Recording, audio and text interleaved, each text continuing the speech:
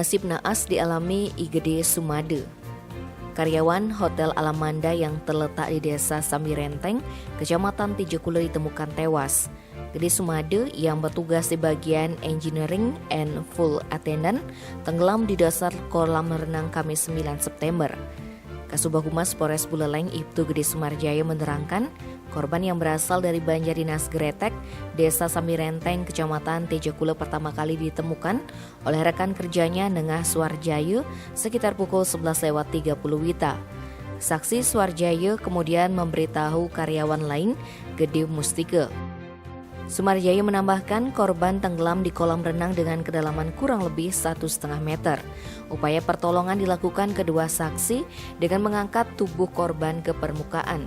Namun sayang, korban sudah tidak bernyawa lagi. Saksi bersama warga sekitar meminta bantuan medis dan melaporkan kejadian tersebut ke Polsek Tijekulo. Dari hasil pemeriksaan medis tidak ditemukan tanda-tanda kekerasan di tubuh korban. Korban dinyatakan sudah meninggal kurang dari 4 jam semenjak ditemukan. Pihak keluarga pun telah mengikhlaskan kepergian korban dan menolak untuk dilakukan otopsi. Dari keterangan, korban memiliki riwayat penyakit kejang sejak 2 bulan lalu. Tim Bali Express melaporkan.